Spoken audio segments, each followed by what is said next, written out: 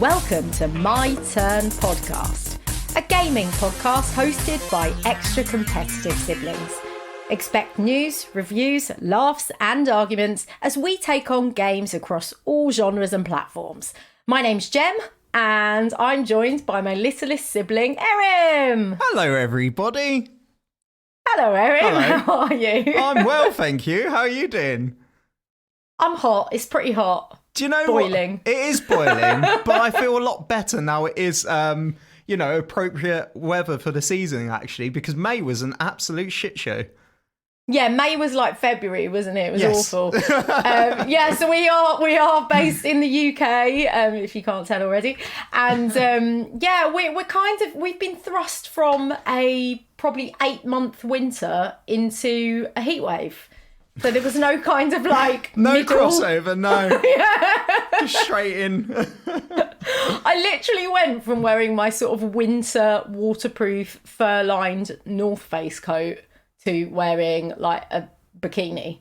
Yeah. I didn't get any t-shirt and jeans weather. It was just like straight over. Went from 3 layers to shorts. Yeah. Or just no clothes. Just no clothes. Just a loincloth. Well, that's not safe for work. I mean, that's now, what I is want it? to wear. I just want to wear a loincloth. I can't. It's not appropriate, I've been told. So there we go. We've forgotten, social rules during the lockdown, I guess. We have to remember how to human again. Yeah, I think you're right, Erin. It's a bit like you're so used to being at home, you can just wear whatever you want. Yeah. And then now people can kind of come over and stuff. You're like, yeah, I better tidy up, put some clothes on. It's really weird. That I still awkward haven't moment when you adjusted. host people and you're naked. Yeah, that. Speaking of which, today I'm very excited, Erin, about this because about a week ago we got together and played a board game. You came to my house. I did Yes. put clothes on. I can guarantee. Jesus Christ, thank God. I'm glad you remembered. For We me. are siblings, so it's not like it's not like we haven't seen each other naked at some point when we were very small. Yeah, probably about 30 years ago. Yeah, exactly. A lot has changed in a lot of ways since then. Yeah, I'd like to think things have changed a few ways since then. But enough about our nudity. So we actually got together in real life. We've had a break for a few weeks following our really, really fun crossover episode with the Horror Hangout podcast, where we talked exclusively about Resident Evil Village, which I spent 2 weeks playing non-stop. So if you want to check that out, go back and have a listen to that. That was an excellent crossover episode. But we've had a little break since then. Erin's been really busy making music and things. And also socialising because, we can do that now. And I haven't seen my friends in like a year and a half. So you've got to take advantage of it. Yeah, exactly. And I've socialised a bit. I've also been playing a lot of big video games. So I've been working my way through Cyberpunk. I've got a fair chunk of that done now. And also Prey, which I'm going to be talking about today. Oh, wow. So I've been playing a lot of like longer video games in my downtime. And also, as you say, just being outside, seeing people, and doing some in real life board gaming, which is what we're going to probably start with today with our games reviews. So Yes. What board game are we going to be talking about today, Erin? So we're going to be talking about the Lords of Waterdeep, which is a board game that you bought for myself, actually. And we've been playing yourself? it... Well, for myself, I beg your pardon. But it's a For board game yourself? I've been playing pretty much non-stop during lockdown with the other people living with me. But we, as us, have not had an opportunity to play it. And I know you're very excited to start playing board games again. So, yeah, we finally got together and gave it a go. Yay! And after we've done our review of Lords of Waterdeep, we are going to be talking about Prey, which is a video game, which I've been playing. So we've got two very different game renditions, I guess, for you today. We have, yes. So buckle up, it's going to be a good one. So Erin, tell me about Lords of Waterdeep in a nutshell. I'm probably going to do a shit job of this. I bet you. It's kind I've got of. it up. I've got it up on the internet. If you Let need me me try. to give any Let me extra. try, Go on, and then you can go on. correct me if I'm awful. So it is basically a turn-based resource collection game where your objective is to get the most amount of victory points, and you can do this through various ways, such as completing quests, building buildings, and also just collecting resources, because each resource counts as a victory point. Did I do a good that's job? Pretty good nutshell. Yes. Yeah. Really important question. What flavour of nut was that? Would you say for Lords of Waterdeep? What kind of nuts do you reckon they're into? Well, how pedantic are you going to be? Because I'd say cashew. Yeah, I'm fine. Is with cashew a nut? Is it a tree? There's lots of subcategories. Where's isn't Bill there? N? Yeah, our other sibling would be straight on this. Baby, it's actually a legume. It's a soft fruit type of nut. Well, it's nutty. I weirdly was reading about the cashews the other day, and I've forgotten already. Oh. But yeah, off on a tangent here. You will, yeah. It took all of like 1 minute. Welcome to My Turn podcast. More of this shall be here for your pleasure. So Lords of Waterdeep is described, if you look at Wikipedia, as a German-style board game. German-style board game? What does this even mean? I don't know what that means. But it's set in Waterdeep, which is a fictional city in the Forgotten Realms campaign setting for the Dungeons and Dragons role-playing game. So this is part of the Dungeons and Dragons canon, so it's probably important to sort of say that at the top. Yeah. And this... Weirdly, though, you say it's part of Dungeons and Dragons, but it doesn't play like a Dungeons and Dragons game to me. It does. Have you played Dungeons and Dragons before? I've only had limited experiences with it. Like, I've played it 3 times, but it's not really that genre of board game. Yeah, no, this is taken from one of the Dungeons and Dragons settings, I believe. Oh. One of the realms. So my understanding of, there's a few board games that I think have been basically, like a spin-off series, like on telly. Like, so, for example, you're probably too young to remember this, but for example, Buffy the Vampire Slayer had a spin-off series, which was Angel. Yeah, I do know of that, actually. Right, okay. I'm not so that like young. A spin-off series. Yeah. So, a spin-off series. I don't know why my brain went straight to Buffy, but there you are. But yeah, so this is kind of expanding upon a realm that exists in Dungeons and Dragons. That's my understanding of it.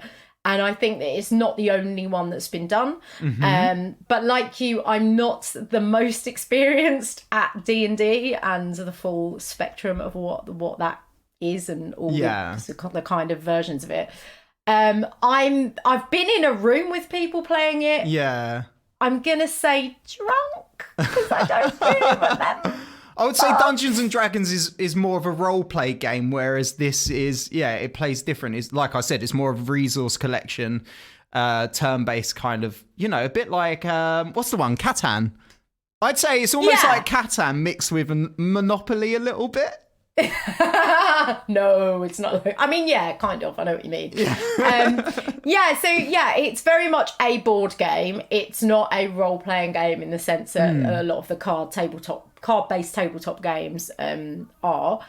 So it's very much a board game. So what I would say, as we start to talk about what our expectations of this is that this was recommended to me following a kind of text messaging chat I had with a filmmaker I know called Kate Herron, who's just directed the Loki series on Disney Plus, which you should totally check out because it's amazing.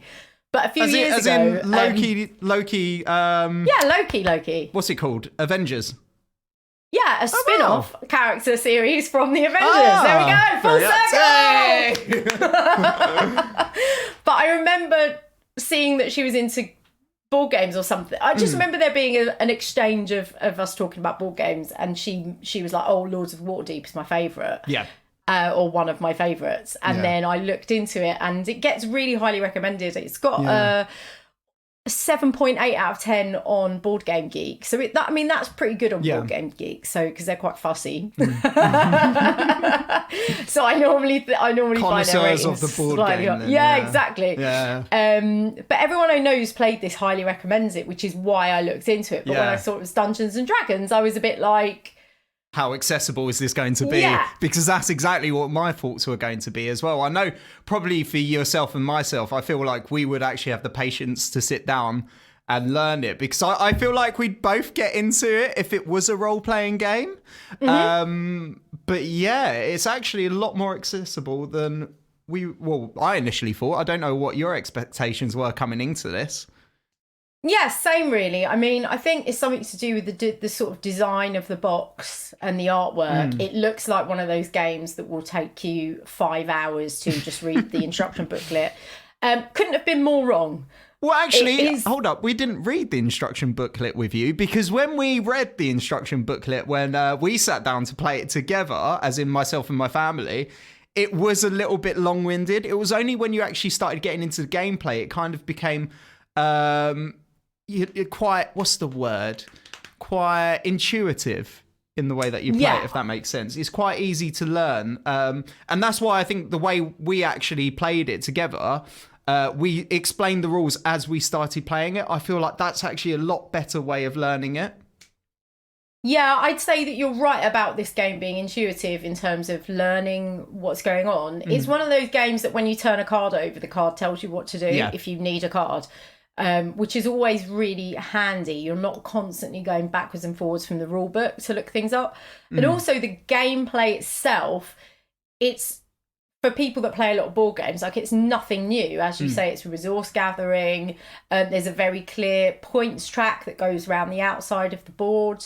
And there's very clear spots where you put your agents, as they're called in the game, your little figures, that tell you what you get when you put them there. Yeah. So it's very, at every point in the game, the board pretty much tells you what to do. And if it tells you to pick a card, that card tells you what to do. So in that sense, it's a very easy to pick up and get started. Yeah. Very well thought out. Yeah.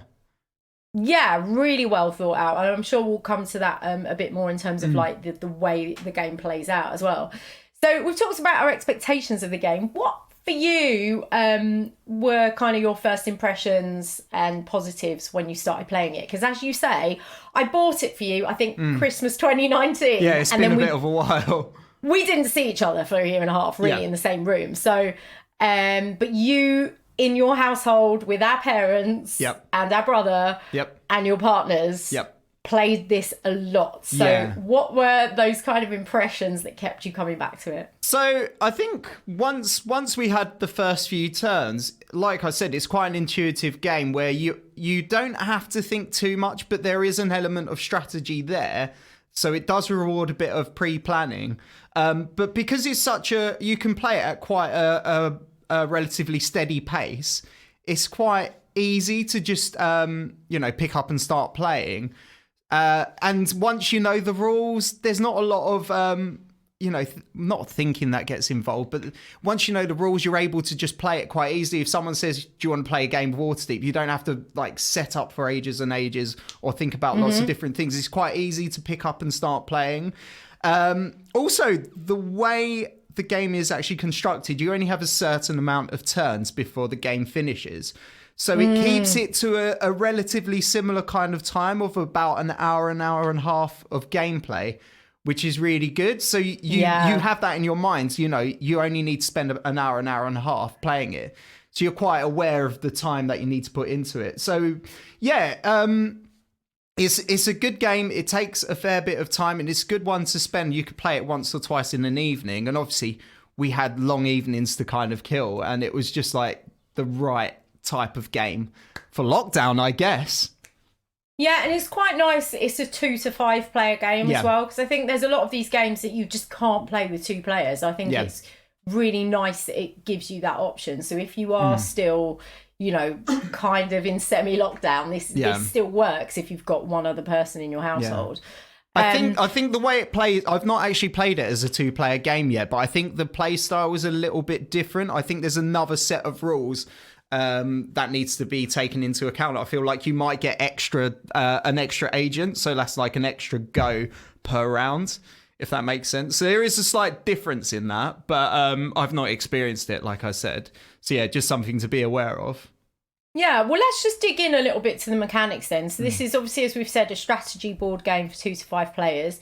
And you take on a role of one of what is called the masked Lords of Waterdeep, because you don't share with each other what role you have. Yeah. So the more you play this game, the more you'll get an idea by the other players' play style what role they might have. Yes. So, for example, one of the lords gets a lot of victory points if they build a lot of houses, which happened in our playthrough that we had. Of buildings, not houses, buildings. But yeah. Oh yeah, sorry, buildings. Houses is Monopoly, isn't it? Oh no, that's yeah. not I even got that. confused. You mentioned Monopoly. No, it's Sorry. actually, isn't it? Hotels. Wait, is houses Monopoly or is it hotels? Oh, was it both? It might be both, actually. No, it might be both. Tell a lie. It might be houses, then hotels. But yeah. Or is houses Game of Life? I don't know. I can't remember Game of Life. Yeah, but in terms of the game mechanics, you've got these little agents, which are just little wooden figures, and in every cycle around the board, so each time you play the board, if you will, you go through it. So say you've got 3 players playing, you'll go clockwise all 3, and then you'll reset the board and go again and go again and go again until the time runs out, as Erin rightly said. Until you've run out of turns, because you've got like kind of a countdown on the board. So every time everyone has played all of their agents, you restart a new turn. You take all your agents back and place them back into your they call it the tavern, which is basically your hand. Yeah, exactly. If we're putting it into more layman's terms. Yeah, so you get 8 turns or 8 full cycles in total, which helps limit it. Yeah, which is a really, really ingenious mechanic. It's sort of similar to Catan in a way that you get to a point with Settlers of Catan and you will always run out of game time. The game has been designed in such a way that just as you're getting into it, or just as you might get to the point where you get bored, you've run out of time. So that's quite good. I like that. I definitely think that helps with these kinds of games. But yeah, so as we've said, it's resource gathering. The strategy is kind of decoding what your opponents are trying to get. So the different lords will have different that you'll get different bonuses from completing different, like, let's say for example, the majority of them are based around quest types. I think there's 4 major quest types, which are Arkane, Warfare, Piety, and Skullduggery. There might be another one, I can't quite remember. But yeah, it's like, say for example, your masked Lord of Waterdeep is, if you complete Arkane quests or Piety quests, you get an extra 4 victory points on top of the amount that's allocated once you've completed the quest. So yeah, you will tend to go for quests that are based on your Lord of Waterdeep. But again, you don't have to stick to that. That's just something that helps you. But even still, if you see like a quest that's worth, I don't know, 25 victory points, it's still worth going after. So yeah, just going back onto what you said about actually your Lord of Waterdeep has a bit of a role. It does a little bit, and it does influence the way you play, but it doesn't, it doesn't like shuffle you into one particular way of playing. You're still open to play how you want to. Yeah, absolutely. And commerce is the other one. Yeah. There you go. Well done. Yeah. You're right. And what it does, it just gives you an option to collect bonuses if you choose to go that way. But if the cards that get turned over and the board doesn't really offer you the quests that play into your particular Lord of Waterdeep's bonus track, then you can still play it, as you say. And what I also think is good about the mechanics of the game is that the cards, when you do a quest, it's just about collecting resources. You don't have to kind of go through the motions of reading out loads of story and like a villain has appeared in the tavern and is carrying pails of poisoned water. You must disperse the water into a safe vessel or whatever it is. Like some games you'll play, and then every time you get a quest or you meet an antagonistic force. Like you have to kind of read loads of stuff and go off on a tangent in that sense. Yeah. It doesn't do that. It gives you a kind of like one-line description of the quest on the card, which you can kind of ignore if you want to. Because it gives you a summary of exactly what you need. It will be this many blocks and this much money, literally just illustrated on the card. And then it will have your reward underneath once it's completed. So again, it goes back to that intuitive layout of everything. It's so easy. You could just look at the quest and be like, I need these things. And like you said, you don't have to read into anything at all, really. No, if you don't, and if you want to, you can. But as I say, it's like a sentence, which is just means that you don't have to get bogged down in kind of additional story and creating atmosphere and da da da da da. So yeah, I think that's a really, really positive thing about the game. And also the taverns that you mentioned, which is basically your hand, is just a piece of card, but it's got different compartments sort of labelled on it. Well, not compartments, it's a flat piece of card, but like different It will tell you where like, you're meant to put different things. Like, for example, quests that you're working on should be on the left-hand side, or resources need to be like on the top of your card. Your Masked Lord of Waterdeep needs to be under that, so it's concealed from everyone else. Yeah, so it just gives you the instruction straight away, which is fantastic. Exactly. Yeah, so you can organise your hand, and also you don't get that thing of like, oh, my hidden card accidentally got flipped over, because it's actually got a place to be. Yeah. And it's very clear that you can't hide your resources from each other. That's all open and things like that. So yeah, it's just another way of making starting the game really fast and really accessible, as you said. I just want to say as well, and this is something, it kind of leads on to recommendations, but like that kind of, because it's so intuitive, it's easy for everyone to play, and it just, it is a benefit, it is a good point of the game, like a strong point, that it is so accessible to a lot of people. Like you said, it's just like something that anyone can really pick up and start playing without necessarily having to have like a huge understanding of the game itself. So and the game is a 12 plus rating as well, and I would totally agree with that. I think even a very switched on sort of 10-year-old could probably get their heads around this. It's not in any way if you're working with a young if you're playing a game, we're working on a board game. Is that it now? Games have become work to us. To me they have, because work has been sparse for the last year and a half. Oh, bless you.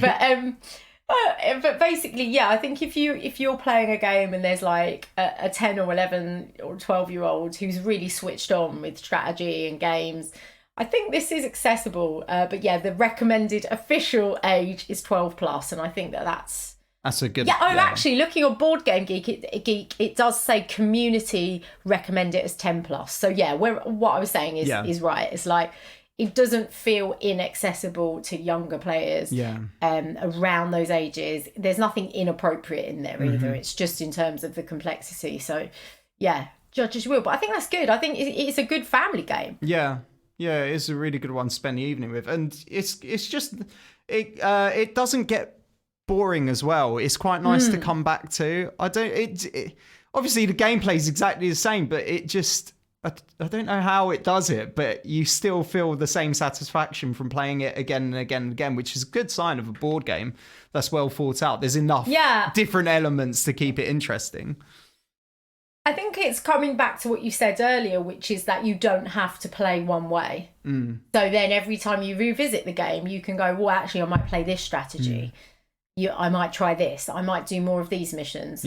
Quests, sorry. I might ignore the quests and do loads of building. What are they called? Buildings. They're called buildings. Yeah, you go and build a hall and build a building. Which buildings. Also like allow you to get different resources or like victory points and stuff like that. Exactly, so that's another point actually. Because you are also building buildings, the places that you can go to aren't set in stone. So every time you play through, there will likely be different options for you to take. So I guess in that way, your strategy kind of adapts each time that you're playing as the board, develops basically. Yeah, that's a really good point to bring up actually as we round up talking about the mechanics of the game, because the board actually evolves differently every time you play it because of the buildings. So the building tiles, it's not like Monopoly in the sense that the buildings will just go in a certain place and that just incurs a little a little prize money to each person every time another player lands on that spot. It's different. The buildings actually can be part of the strategy of your opponents. Yeah. Your opponents, if using the buildings you've built wisely, can use them to their benefit, because each building will have a different reward on it. So some buildings will give you resources if you sit on them. Some of those resources go to the person who owns the building, which is the benefit of being the owner. Yeah. However, if you're an opposition player and you use the building strategically, you can still get the better of the building owner. Yeah, generally, if you're landing on the building, you get more of the benefit, and then the person who owns the building just gets like a small portion of that. So it's still to your benefit to also go on opponents' buildings. Yeah, and sometimes the buildings will give you resource cubes, and then those can be different because the resource cubes are different colours for different resources. But also sometimes they'll give you a choice of a card, which will give you more quests, or a card. What is the other card that you get? Intrigue cards. So Intrigue card, yeah. These are a bit like a chance card? Yeah, it's a chance card, basically, yeah. Which can be something that means you get a shared bonus between yourselves and your opponent. And sometimes it will be a card where you can screw your opponents over. Not often, though. You don't often get that cards that screws your opponent over. Normally, it either benefits you or benefits everyone. Yeah. But there were a few in there. A couple, yeah, definitely a couple. Yeah, so that's a really nice thing. So every time you play it, the board will naturally evolve in a different way, which is quite cool and a nice touch, I think. So we've talked about a lot of the positives of this game. What did you find on the more negative side? I don't really know. I don't really think there are a lot of negatives, to be honest. I guess the only thing, it was the people that I played it with made it a bit negative, because they learned all the quests. They literally went through all the cards, learning what strategy to adapt when these quests came up. And it was just a bit like, when they had that knowledge, it just made it a bit unfair. But other than that, that's more to do with the people that you're playing with rather than the actual game itself. There's nothing really that negative. I tell you what, actually, tell a lie. The one negative I will have, there's a lot of little pieces in this game, and it's so easy to lose them. But other than that, I concur. The little pieces was going to be my thing. It's just like, and also, if you're going to design a game with lots of little pieces, I really don't understand why games don't include some kind of bag, more sustainable, a bag or small cardboard box.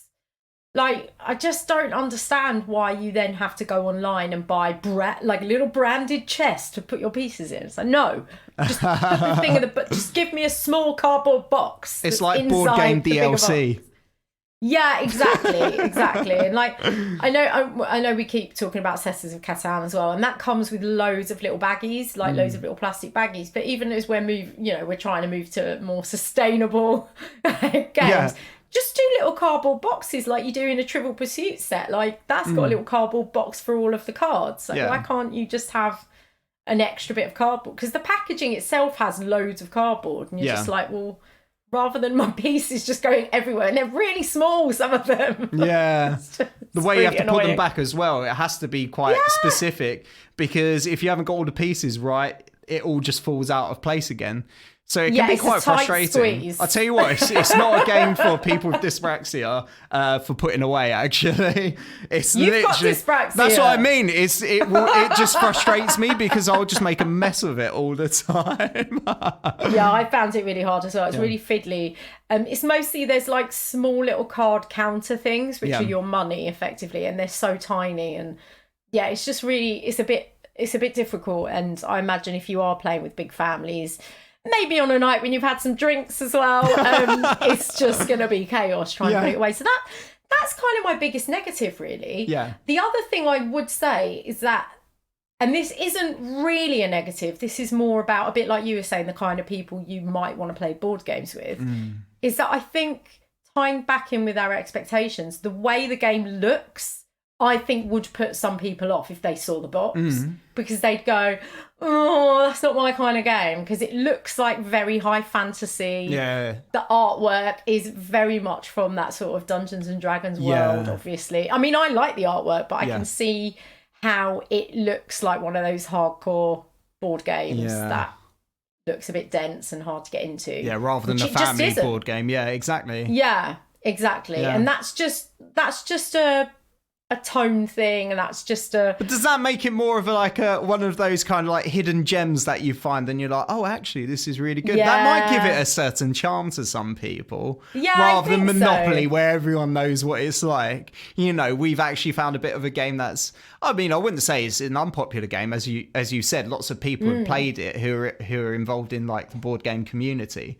But it is a bit of like a family gem to us, I think. Yeah. Like me, I'm a family gem. You are a family gem, yes. But yeah, I think this kind of rounds up our sort of, I guess, analysis of the game, really, is that we just loved it. Like, I can't believe how much I loved it. Yeah. And I think this brings us on to recommendations, Erin. Who would you recommend it to? Anyone who really likes board games, I guess, and even people who aren't too serious about it, and just like I think it will be good at like family events where you're like you're with mum and dad, brother, sister kind of thing, or just small groups of friends where, you know, you can have a few drinks but you don't want to have like an absolutely mental one, and you just sit down and play a game. It's so easy to pick up, it's so easy to play, there's not too much thought into the actual gameplay, and it's just enjoyable. So realistically, ages 10 plus, great. If you're a board game geek, great. If you're not, great. It just works for everyone, really, which is, again, one of the very good things that it's done. It's actually made it very appealing for everyone. Yeah, I wholeheartedly agree with that. I would recommend this to anyone who likes board games. And I would say that it's more accessible than a lot of board games you and I would play at games night. And our mum, the day that you were going to come over and play the game, I saw her briefly and she was like, oh, I heard Erin's going to come over with Lords of Waterdeep tonight. You're going to love it. And that's my 60-year-old mother who gets bored if an action movie isn't action every 2 seconds. Like, she concentration span is quite low. Not concentration, thrill and interest span. Like, she needs to be constantly interested, otherwise she gets bored easily. But she loves it. Our dad loves it. So I think that's just a testament to how well designed the game is. So yes, recommend it to everyone. Definitely. Which brings us to our rating. Do you want to go first, Jem? No, you go first. I'm going to give it a 9.5, actually. I think it's really good. Yeah, I love it. I'd happily, if anyone said, do you want to play a game of Lords of Waterdeep, I'd happily just sit down and play it. Yeah, if I've got the time, definitely. And yourself? I'm going to give it a 9 out of 10. Hey, that's very good. Yeah, I think that this is a really good game. It's really good. I was so happy playing it. And on my first playthrough, you and I were joint winners. I was very pleased with myself. You did well. And we were quite friendly to each other as well when we played it. Yeah. That's the other thing. You can play it for a benefit of other people as well if you're feeling nice. While having your own strategy in the background. Exactly. Amazing. There is just one other thing that I wanted to mention as well with this. If you do find that you want a bit more out of it, there are actually expansions to the game. Yes, there are. I've only played the one, and it just opens up the board by adding a bit extra to it and new types of quests. And it does keep it quite interesting. I haven't played any of the other expansions, but it'll be worth looking into because I feel like it will change the gameplay enough that it almost feels like a bit of a different game, if that makes sense. Yeah, it's definitely worth noting. But I think our overwhelming sentiment about this is we really recommend it. Don't be put off. If you're not a kind of high fantasy lover, don't be put off by that because it actually doesn't really factor into the gameplay, as we've said. It's just a really good, fun board game. And the kind of thing that even if you've had a couple of drinks, you don't need to concentrate that hard. So you can enjoy it.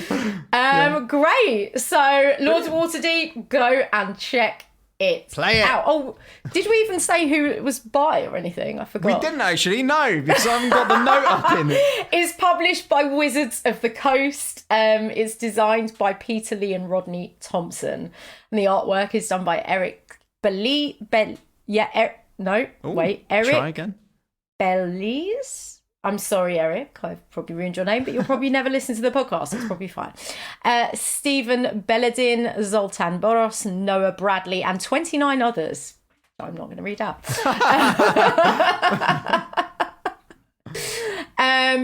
So go and check it out. It's great.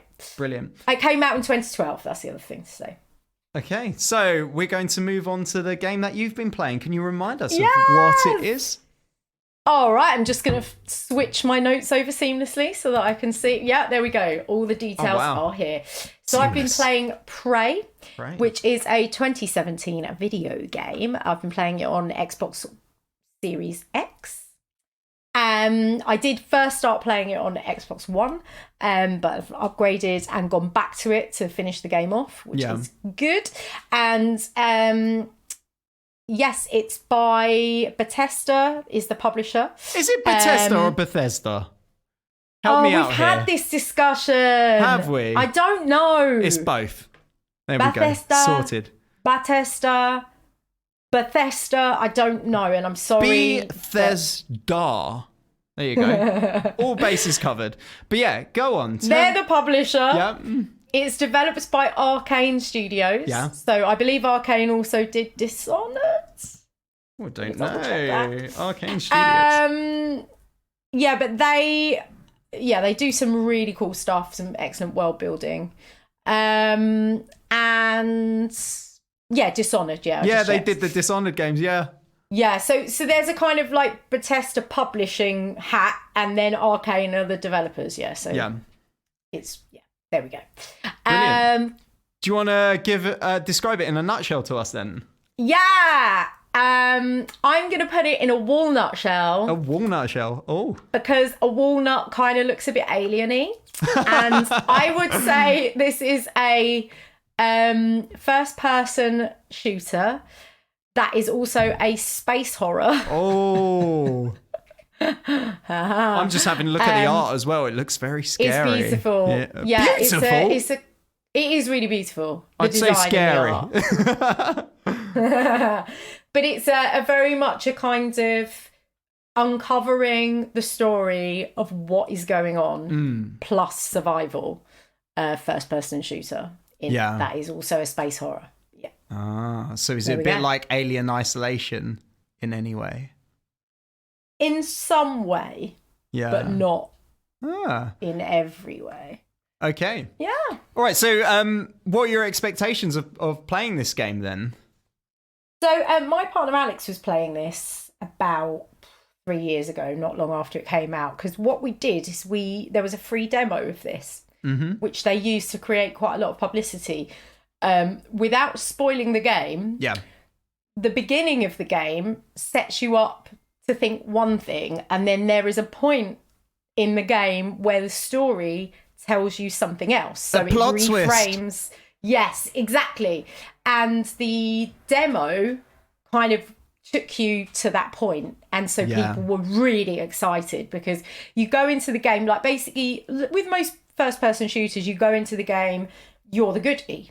That's just how you start. And this game sort of plays around with what that means, which isn't a spoiler, but yeah, there's definitely a kind of the story and your character's role within that story is really, really heavily kind of engineered into what you're doing and why you're doing it throughout the whole game. So my expectation based on that demo and like watching my partner play that demo was that this is going to be really cool. It's probably going to be quite scary. Yeah. The creature design is pretty nasty. It's everything's sort of dark and sinewy and kind of greasy. A lot of the creatures you meet early on look like a sort of oil spill. Yeah. But like in a kind of manifested shape. Almost a bit spidery as well from some of the images. Some of them are a bit spidery. Some of them are like a kind of humanoid oil slick. Do you know what these creatures are exactly? Yeah, they're called typhons, which is a kind of alien force that's been discovered by everyone on the space station. So you basically start off on a space station, you're like, where's everyone gone? Which is a pretty classic setup for a kind of space horrors. Like, either you get stranded or you wake up and no one's there. Like, it's that kind of thing. You're trying to piece together what's happened and, as I said, what your place is in that.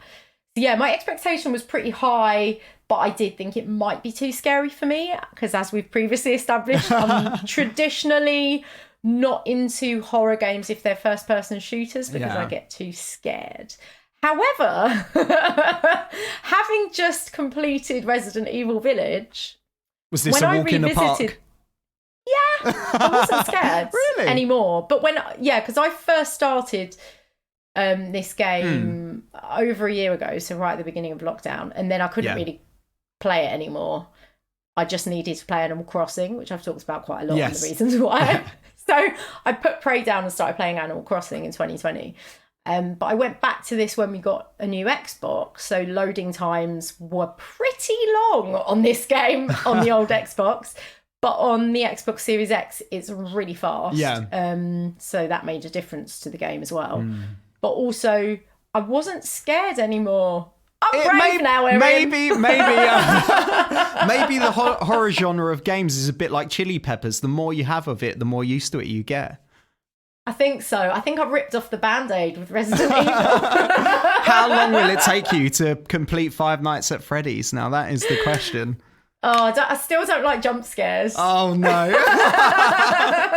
Fair enough. Well, okay, moving on then. So tell me about the game itself. Like, what does the game do really good then for you? What do you enjoy about it a lot? So, like, the positives for me is very much the design. So the world building that's done in the game is really like a masterclass in world building. But also, I would say the construction of the story and the different levels of characterization of your character, but of all the other characters that you learn about or encounter during the game. This has been really well constructed as a piece of storytelling.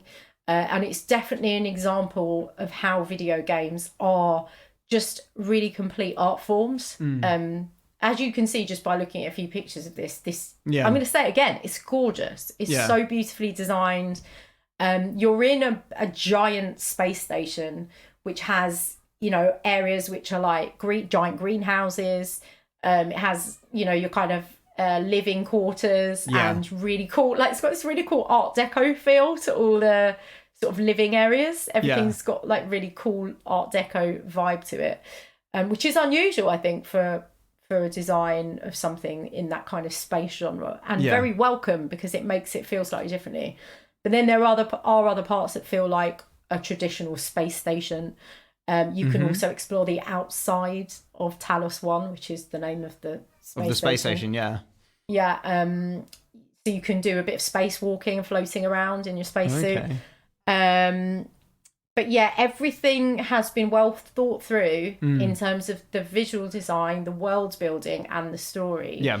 So that the exploration in this game is not just, oh, this is a different area, let me look around and see what I can find. You're actually unlocking more and more strands of story as you go. And there is a sense of an unraveling mystery as you're playing this game, which I think is weaved in so well, because with a lot of games, you get to a point where you're like, well, it's pretty obvious what the main story is. And what's going on and what my agenda is. So and in this keeps game, you enticed in the actual story and keeps you wanting to actually complete it then. Yeah, and you definitely plays around with your idea of what your role is and everything that's happened. So, even right at the end, you're kind of like, is this my fault? Is it not? Am I the goodie? Like, you just don't know. Like, it really keeps you guessing right until the end.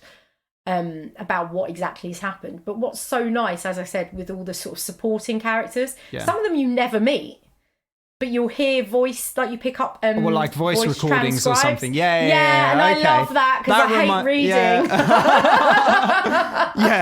I know exactly what you mean. I much prefer I much prefer it when you've got, but also it gives the characters a bit of personality then if they're actually talking, because there's only so much tone you can get from actually reading something, and voice acting definitely helps create a bit more of an atmosphere and a bit more of a personality around these people. Yeah, absolutely. And the cast are like, a lot of them are quite well-known actors. It's really, really well performed in terms of voice acting. It's never dull. You never get just the way that characters' scripts are written sounds very natural. They all have a different kind of personality to each other as well. So there's sort of infighting and stuff that you come across, or like jealousy. It's really, it's so complex in the sense of like you can really dig down into who all these people are and their lives on Talos One. Yeah, it's really good. So I'd say that those are the biggest positives of the game. Just quickly, out of curiosity as well, because it sounds like if you're a story-driven player, this game sounds right up your street. But you said it's an kind of like an action first-person shooter as well. Yeah. I mean, how very much? much. Oh, okay, so it is quite a lot of actually first-person shooter gameplay in it as well, because obviously, you know, what I'm trying to ask is, does it cater for both types of players, or do you have to be a mix of both to actually really get the full enjoyment out of this game? Yeah, I mean, I'll say more, I guess, when it comes to recommendations, but basically it is a first person shooter.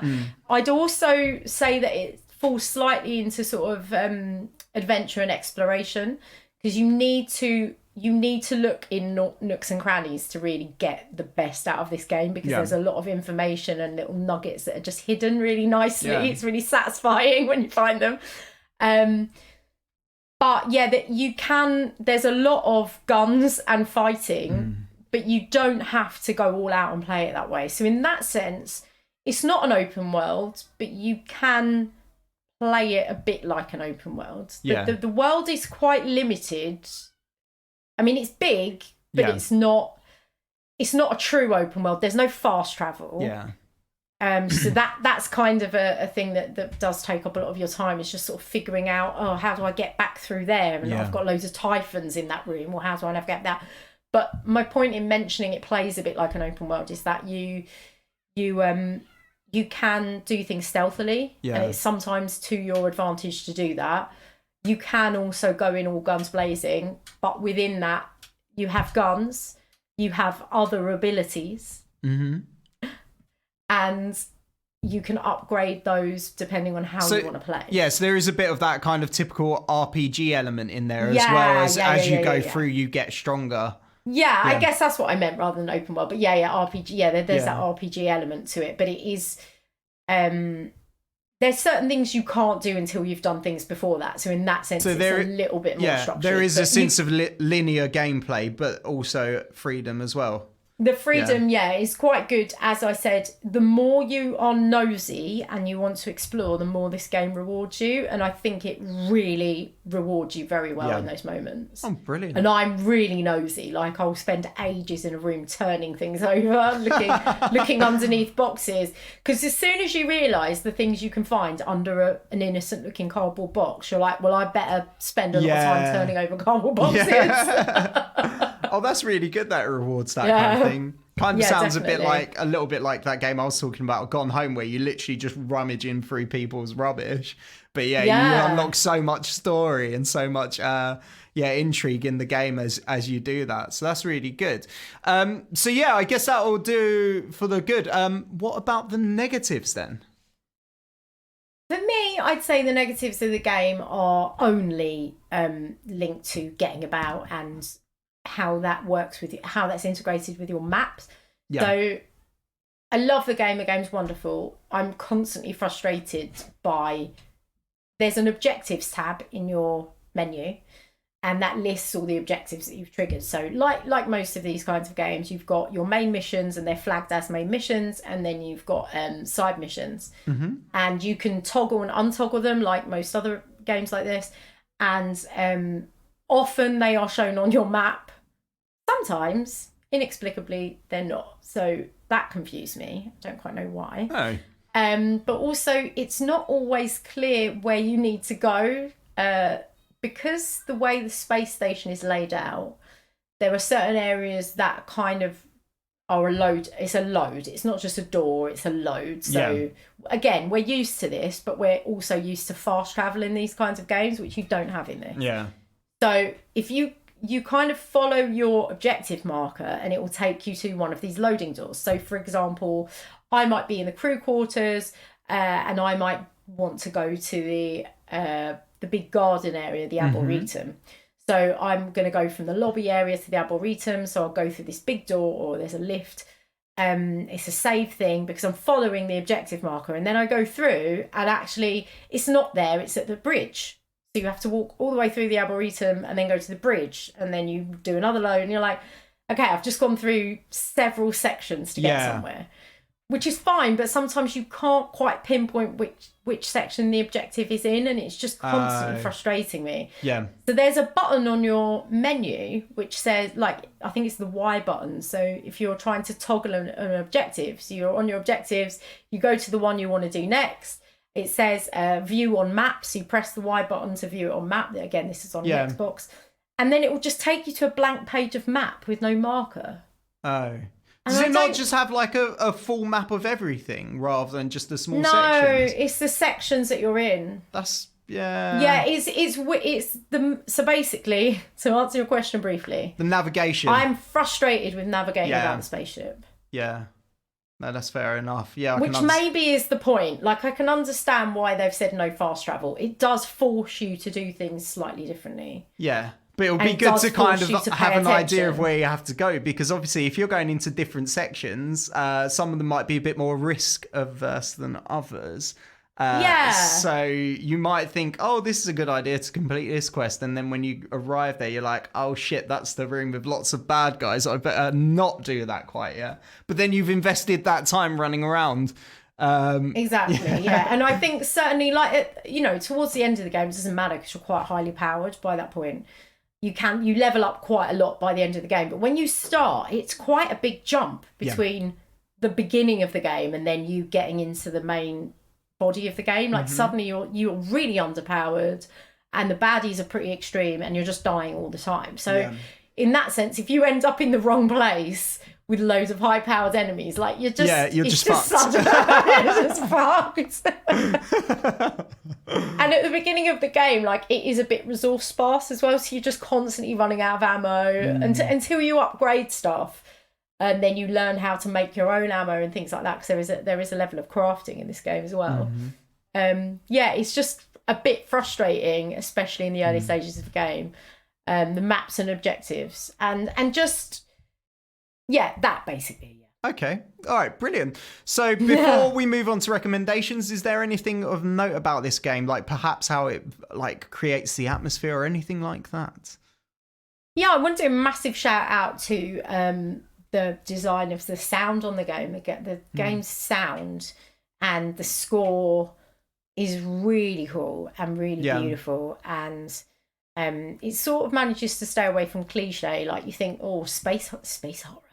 Like there is a bit of kind of pipes and, in that kind of spacey industrial sound, but there's a lot of atmospheric sound. Also within the game, there's lots of areas where you can turn speakers on. There's like beautiful classical music. And, you meet characters where more interesting music comes in. Like I think there's some jazz at one point, some classical music. And it's just, I like that they've basically leveled the game up with, as I said, this sort of gorgeous Art Deco interior design, gorgeous music, which makes moments of the game really atmospheric. And it's not that obvious. Like you do get danger music. You know how in games you get danger music? Yeah. You feel the suspense coming. You do get that, but it's not always the same danger music. Yeah. And also there's other music that's like safe zone music or exploration music, and it doesn't always feel the same. So you're sort of constantly enjoying when you get a little flourish of music, because it's not there all the time. A lot of the time it's just ambient sound, but I really like, but the sounds as well, the sound design is really good. The creature sound is amazing, and then again, can you do an impression of the creature sound? No. Oh, no Oh no, I'll do one. There's one creature, Yay. the phantoms, and I can't do the voice because you probably need like one of those special effects things to make the sound quite right. But they basically walk around and say, "Patrol, patrol." Okay. Very They just scary. march around patrolling. Patrol, patrol. Just like Do they patrolling. talk these aliens then? No, that's the only word that they say. Oh. And They've only the learnt phantoms one say English it. word. But I think it's really cute that they just have to say the word patrol. They just go around like, patrol, patrol. Oh, bless them, patrolling Yeah. the spaceship trying to kill you. Yeah. How cute. Trying to kill me. All right, so going on to recommendations then. Who is this game for, Jem? I think if you like an RPG in a really beautiful, interesting setting with lots of good story, then this is a game for you. I would say, in terms of the horror aspect of the game, I think if you're like me and you're a bit scared, like it is pretty scary, especially early on because you do just die a lot. You kind of get chucked into the game and it's really hard when you first get into the main body of the game. But persevere, save often, save frequently. You can do quick saves in this game. Do it. Yeah. But also don't. I would say I'd recommend this to people who are interested in kind of space, space world, space narratives. Yeah. But if you are a bit scared, just put it on easy setting. That's what I did. Yeah. Does that make the bad guys all fluffy?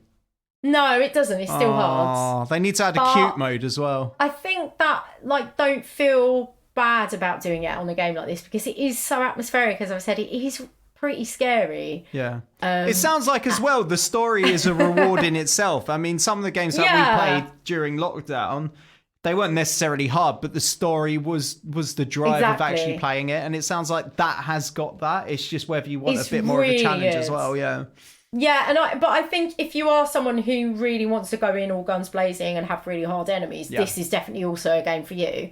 And I think that the horror aspect of it is enough, especially if you set the game hardness up higher, you will enjoy this as more of a horror game. Like it will definitely, the threat level goes up a lot. But it's a game that I think if you don't want constant action, it's also accessible because there's a lot of the game where you're not even in combat. Yeah. And you can really enjoy exploration. So again, if you're someone who likes even an action adventure game, as long as you're okay with the fact that you are dealing with pretty hideous looking space aliens. Yeah. I mean, cool looking, but yeah, they're pretty scary looking. They do look to quite me, terrifying. Anyway, to me, they're quite scary. A little bit spidery, oily looking. Yeah, oily, weird, like black. silhouette-y. Yeah, basically your nightmares. They look like, well, there is one called a nightmare. Oh, well, there you go. One of the creatures is called a nightmare, and the first few times you meet that, it just kills you instantly. So what a lovely chap. It's pretty intimidating. It's pretty intimidating. Brilliant. But the game, you grow so much as a character in the game, and you can level up so much. And as I said, you can tailor your playstyle. So basically, if you like an RPG, you like a first-person game, you don't mind a bit of horror, you enjoy a space setting, and you like story as well, I definitely recommend this to you. If you are someone who only likes narrative driven games and you aren't into shooters, this probably isn't for you, because I think that it chucks you in a bit hard, and it'll probably I think you need to like in action at some level. Okay, is what brilliant. I'd say. All right. So although I've said the story's amazing, like I think you need to enjoy it. You have to have some level of enjoyment. Yeah. Okay, brilliant. Lastly, what is your rating then, Jem? I think it's really good, this game. It's also got hardly any bugs. So I think that's a massive for a bonus. Bethesda game. That's not right. Yeah, No. I mean it is quite a few years old now. It's like 4 years old. So they patched it. That might be why. But I think I'm giving this quite a high one. I'm gonna give it 9 out of 10. Okay, brilliant. Well, it sounds really, really good, Really actually. good. Yeah, it sounds like the kind of game I'd quite enjoy as well because of all those different elements. I think you would. Yeah, and it sounds like there's a lot more action going on than in Alien Isolation, which I just found a bit too slow-paced, personally. But yeah, it sounds really, really good. I'd love to give it a go. I would definitely recommend it above Alien Isolation. Like hands and feet above. Hands and feet? Is that the phrase? I don't know. Hands stands above Handstands above. Naked handstands on motorcycles, like in Cyberpunk above. Still not played that game yet. The bugs are hilarious in that, but that is for another review. That is for another time. Well, I guess that brings us to the end then, Gem.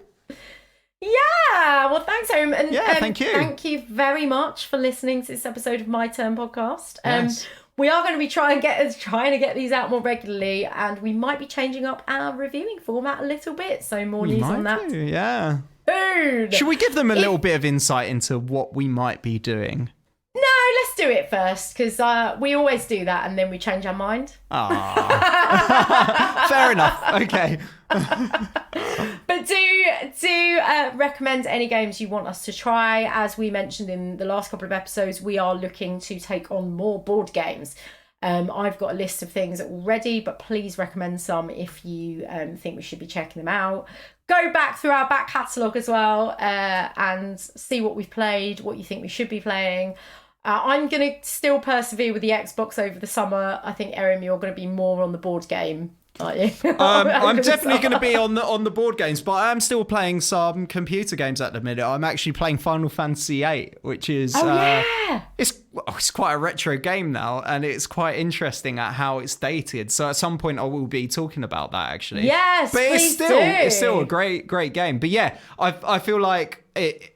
You know, the opportunity to now see each other again is actually a good opportunity to play more board games.